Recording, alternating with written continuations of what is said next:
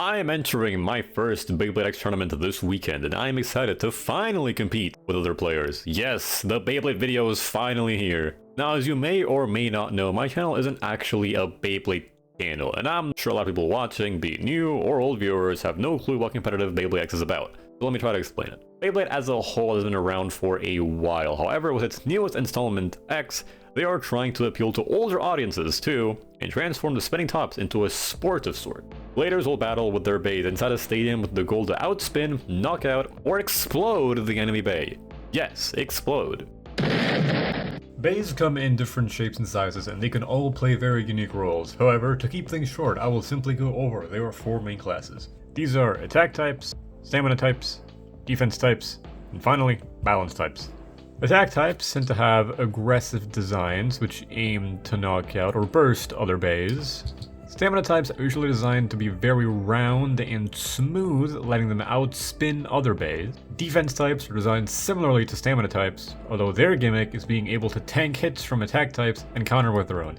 How effective that actually is, we don't need to talk about. Balance types try to strike a balance between all of these classes, getting a little bit of everything, which sometimes works in their favor and other times just makes them aggressively mediocre. These base types actually have their own matchup chart, although I would personally advise ignoring it, as it very rarely actually translates into the real battles. Types aren't where it ends, however, as all Beyblades and Beyblade X can have their builds customized. Bays are made up of three main parts.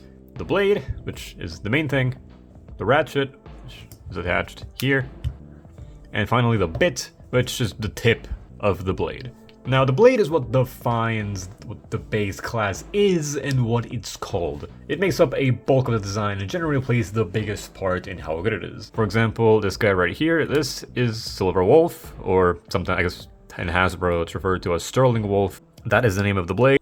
This is Duran Sword, and this is Wizard Rod, or Wand Wizard, depending on which version you are looking at. Now, the ratchet is attached directly to the blade.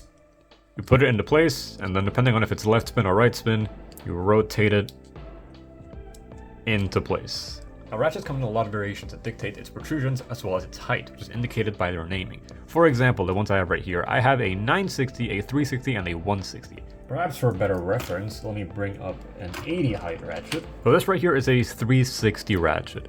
The first number in their sequence refers to how many protrusions it has. You have these little points pointing outwards. This is a 360. You can tell it's a three-sided ratchet because it has three little points. This is a one-sided ratchet because it has this one giant protrusion here. And this right here is a nine-sided ratchet because it has 9 of these little points going all around.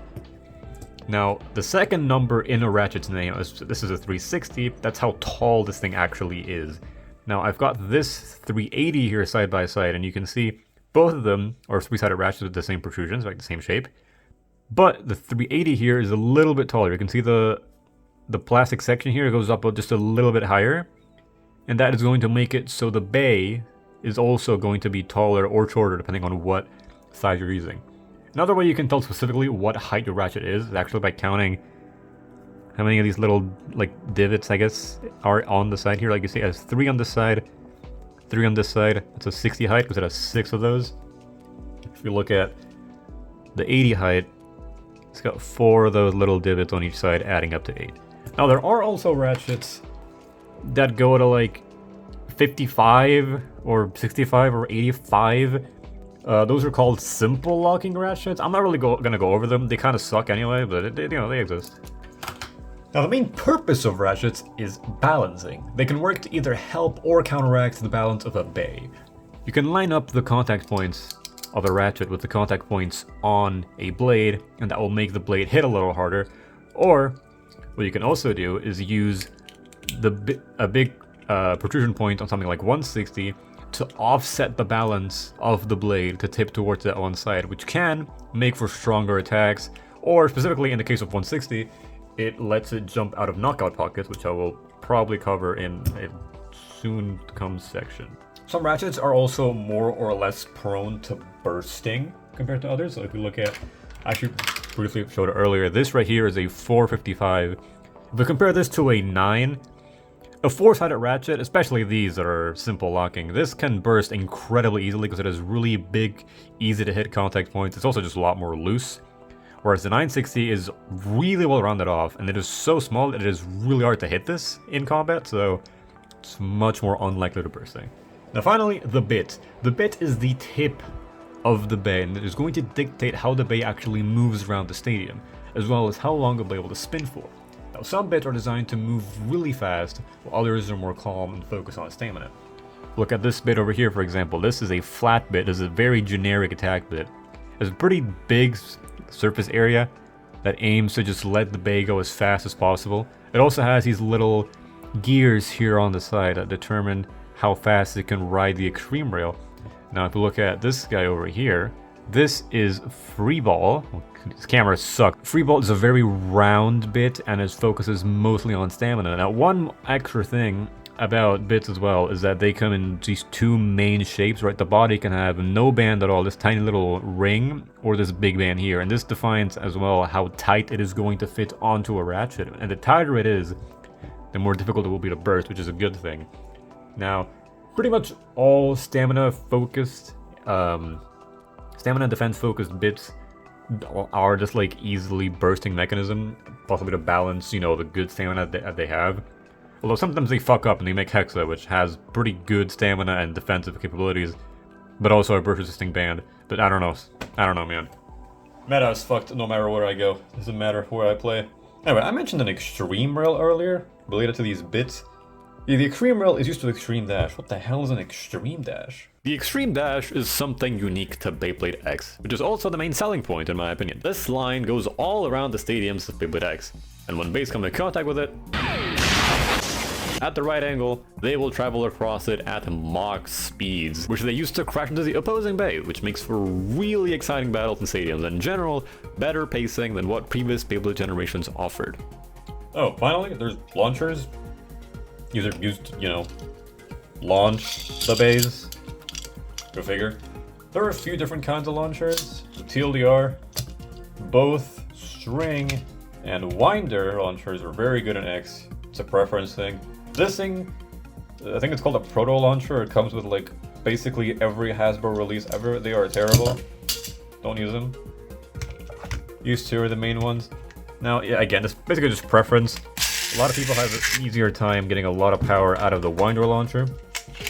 I personally prefer the string launcher. It is a little bit more finicky in how it works, and you need a bit more technique to use this effectively compared to winder launcher, but I find it to be a lot more comfortable. And because it is a string, you can pull it in any direction as you please, which you are not able to do on the winder launcher. But yeah, I personally just like the string launcher more, but they're pretty much the same in this generation. I know, or I've heard that in older gens you had to go string or you were dog shit. Not the case anymore, you can do whatever you want. Alright, I started yapping about what Beyblade X is, and I hope I was able to kind of explain the basics. There's obviously a lot more that goes into it, but there are other videos that you can check out for that. I don't want to spend more time on this intro than I already have, so let's get right into it. Okay, given that you understand what Beyblade X is, well, how does that tournament even work? Different tournaments have different rules, and I'll cover exactly how this one is going to work in a moment. Your deck is going to consist of 3 bays that you will use in your matches. These bays cannot repeat any parts, meaning you can't run, I don't know, you can't just run 3 wizard rods. As OP as that would be, that's obviously not allowed. This also means no 2 of the same ratchet or bit. You get the gist. There's actually an extremely intricate meta for what is good and what isn't good in Beyblade X, and it's constantly evolving with new releases and as players get more experienced. But I'm not really going to cover that now. I think that'll take way too long. I don't have the footage or the meta base to really show that anyway, so it doesn't matter. Anyway, I'm sure you're wondering what I'm going to be using. What powerhouse, what meta-defining bays am I going to take to my first tournament? None, actually. I'm not using any real meta killers. Let me show you. Up first, we have Dranbuster 160 Low Rush. Dranbuster is an attack type, possibly the purest form of one. This bay is extremely unbalanced, focusing all of its power on one concentrated contact point in the front here. The gimmick of Dranbuster is that it specializes in one-hit knockouts. It boasts the highest attack power of any bay in Beyblade X, however at the cost of stamina and often control. If you don't get a clean hit within the first few seconds, most games are already lost. I decided to pair my Dran Buster with the 160 ratchet to further concentrate the weight on its main contact point, and a low rush bit to allow for multiple extreme dashes while going for a low height to potentially snipe the enemy ratchets. This is definitely a wild card, but if I can use them well, I can definitely bring in points. As for my second Bey, Phoenix Wing 560 Rush. Now this guy is definitely the closest to me using a meta Bey. This guy was like the best attack Bey for a while ago. And he's still pretty good now, but this is as close as I get to having a meta Bey with me. Anyhow, Phoenix Wing is a very strong attack type that's actually quite heavy as well. It averages around 39 grams. For reference, the average attack type is like 36 grams, 35. It is a menace in the stadium because of that weight. It's got 3 main blades that it uses for big smash attacks, and its big weight gives it an edge in most matchups as well. Now, for Phoenix, I've chosen to go with the 560 ratchet for a little more weight and a balance, to balance out the force that I have with Dran Buster, who's going out on one-hit attacks. I want this guy to be a little bit more stamina focused. Not too much, but just a bit more to try to keep things balanced. Finally, I'm choosing to run it on Rush, which is a great all-around attack bit with high speed and good stamina. It's basically the same as low Rush, but it's a little bit taller, so it's a bit more stable, and the stamina is very slightly better. Finally, I present the ace of my team. This is Sword Dran. Dran Sword 360 flat. This is definitely one of the picks of all time. For those of you who are familiar with Beyblade X, you'll know that Dran Sword is the very first ever X-Bey that actually released. It doesn't really have that much going for it nowadays. It has a 3-sided blade that focuses on smash attacks. It has been outclassed by several bays in its release, one of them literally being on this deck. Top of that, 360 flat is the complete stock combination of Dran Sword. This is what it comes with straight out of the box. You buy Dran... I can't actually remove this, oh my goodness. Oh my god, you know this is why I picked this ratchet? I can't remove it. Okay, I got it off. This is how this guy comes out of the box. It's a blue one normally, but this is the stock combo. Am I trolling perhaps? Like, what am I doing here? No, not fully. You see, Dran Sword is my personal favorite Bey. I love the design, and its fundamental game plan of smash attacks speaks to me. I have a lot of fun when blading with Dran Sword despite its power level, and that makes every win feel more earned. I personally believe that a strong blader can win with any Bey if they put enough practice to it. Now, I'm probably a terrible blader, but hey man, I gotta start somewhere, okay? I gotta begin somewhere, man. Sure, that explains why I've chosen Dran Sword as a blade, but what's up with the stock combo? Well, to put it simply, it's what it's given me the best results in practice. Now, my practice is extremely, biased and flawed because I only have a drop stadium, which is fucking garbage. And nothing that I do with drop stadium translates to the actual real stadium, but just personally, in terms of vibes and general performance, at least in there, I do really like the flat bit, and 360 is just fine as it is already. Sure, better meta parts like Rush and Low Rush exist, but, well, one, they're on my deck. There's also, low flat point. There's a lot of better bits than flat, but I feel a sense of control and confidence on 360 flat that I simply don't get with other parts. And thus, I've focused all my practice, or almost all my practice, on this Bey with these parts. Let's quickly go over it. As I already mentioned, Dran Sword is a 3-sided blade that specializes in smash attacks. It's quite top-heavy, which causes it to topple over easily, so its stamina isn't the best, although it's not as bad as Dran Buster in that department. I'm still aiming for strong, fast knockouts though, as this thing does not have the endgame stamina at all. 360 Ratchet lines up well with the blade's contact point, further enhancing their attack power while also maintaining decent balance. The specific 360 is a yellow one from the Nightlands booster pack. I chose it because the colors match Jackson Cross's hair in the anime, but also because I found the ratchet to be really tight. As I literally showed, I couldn't get this thing off. This thing is never bursting. I cannot remove this ratchet. Finally, flat bit, pretty straightforward. Strikes a decent balance of aggression and high speed on the X-Rail while not losing too much stability and stamina. It's nothing revolutionary, but it can get the job done. Deck building aside though, let me talk about how the tournament is actually going to work. The tournament starts with a Swiss format where we play 4 rounds of matches against other bladers. How well we perform in these rounds will determine if we then make it to the top cut, which functions like your usual single elimination bracket. To make top cut in this tournament, I need to lose no more than one of my Swiss round matches. Now, to win, I need to get points. This tournament, we're going up to 5 points per game, but how do I get these points? There are 4 different types of finishes that give you a different number of points in Beyblade X. A spin finish for outspinning your opponent, granting you 1 point, a knockout finish for knocking the opponent into one of the corner pockets, granting you 2 points, an extreme finish for knocking the opponent specifically into this middle pocket here, granting you 3 points, and finally a burst finish for exploding the enemy to pieces, granting you 2 points. Some special rules for this tournament: if you self-KO your Bey without making any contact with the enemy, it's a relaunch, although if you mess it up again, your opponent gets 1 point. Okay, that should cover it. Let's finally start with my tournament run. Something I want to note real quick, I live in Austria, in Vienna more specifically, so everyone at tournament speaks German, so background noise is not going to be in English, but just so you're aware. We begin by showing each other our decks, followed by us shuffling our Beys, and then we begin the first match. I'll be providing commentary after each match is over, briefly covering things that I feel like should be covered. But anyway, let's continue.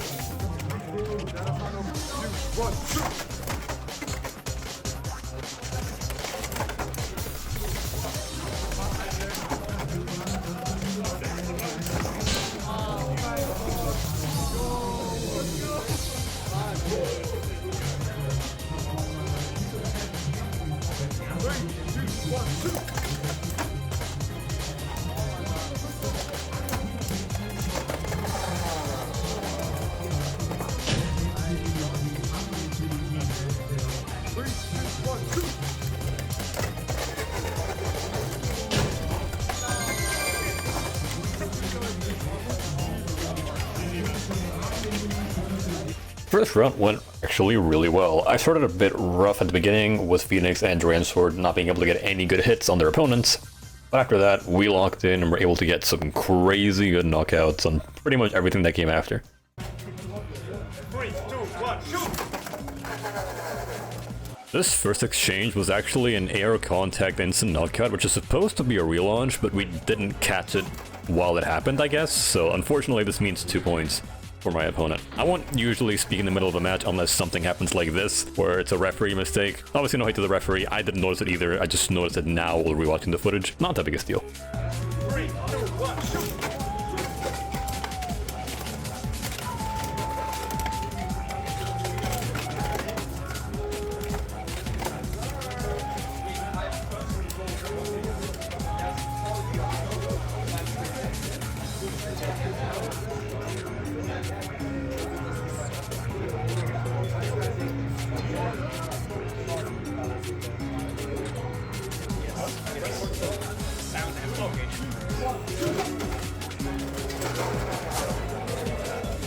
Yeah, 3, 2, 1, shoot!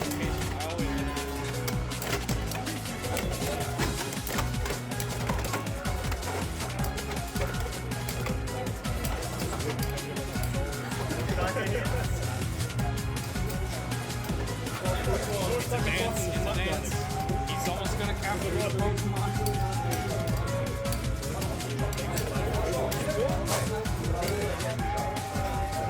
Thinking about right now, it's like 3, 2, 1, shoot!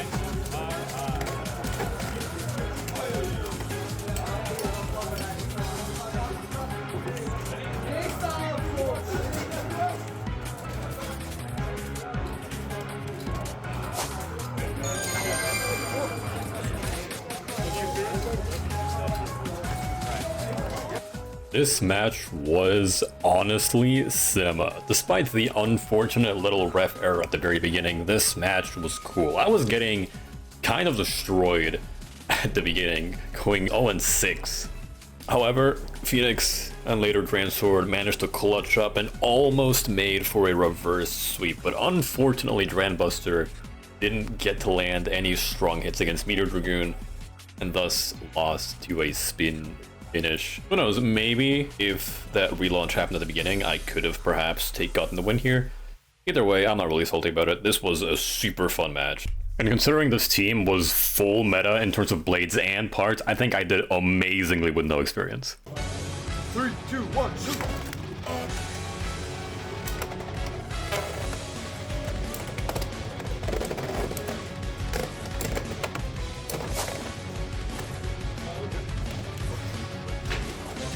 Three, two, one, shoot!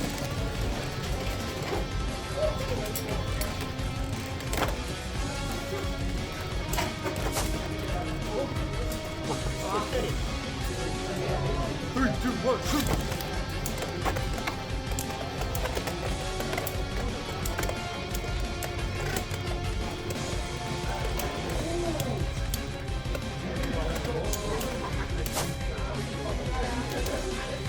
Three, two, one, shoot! Three, two, one, shoot!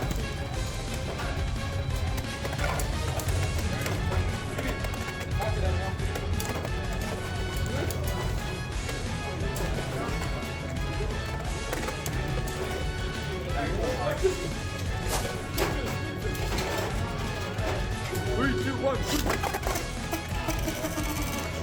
3, 2, 1, shoot!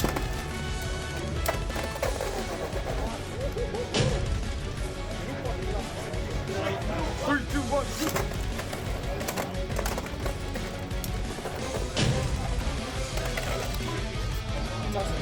3, 2, 1, shoot!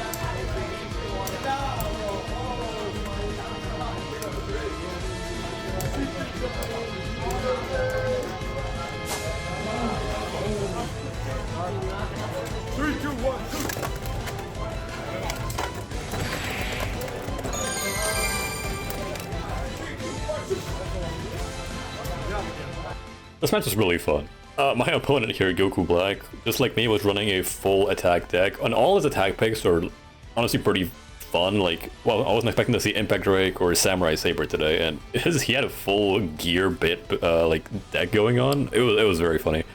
At the beginning, got a lot of spin finishes because I was just launching way harder than he was. Maybe he was worried about self-KOing or something. But after he requested that side switch, I was fumbling a little bit, and he was locking in, but I was able to close it out after I adjusted myself to the side switch. Yeah, pretty good match. I think at one point he forgot to use the Phoenix in his deck and went Samurai Saber twice, which technically isn't allowed, but I don't really mind it. Next round is the final round. I need to win it to advance the top cut. Let's see how it goes. Ready? 3, 2, 1, shoot!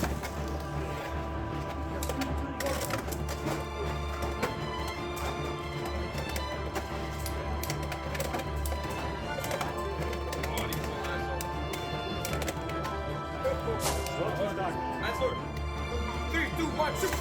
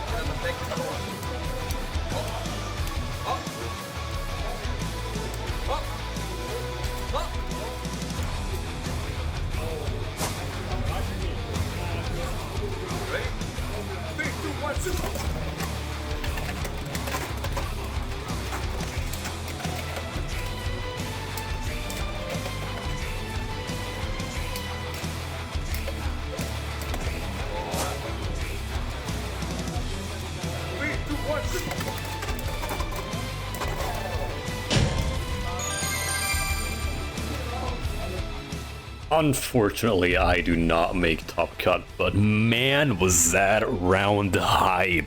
Aside from the Grandbuster instant one-shot on the Wizard Rod, in general, there was so much back and forth in the beginning of this game. But unfortunately, I think I was just a little bit nervous. I mislaunched my Beys quite often, especially the very last launch with Phoenix Wing. I sent them completely flying, and it didn't work out for me. The same thing kind of with the Drain Sword. I didn't have the best launch, so I missed my Extreme Dash. Then I got scooped up by Shark's Extreme Dash, and then it was over from there. I definitely think if I just was a bit more calm and launched properly, I could have absolutely taken that game. Because Buster as well, right? On the rematch with the Rod, I wasn't able to get a good hit because, again, my launches were just off. So I really think it was just nerves that got to me at the very end. It was fine, though. I had a lot of fun. It was super cool. And honestly, considering the deck that I was running, the experience that I have, which is 0, and the decks that I was playing against, I think I did amazingly. I'm super happy with my performance, and I had a lot of fun. Everyone else also was super chill. I mean, I made a friend, I met a bunch of cool people. I definitely look forward to the next tournament. And I hope you guys look forward to the next one in the form of a video as well. Thank you guys for watching.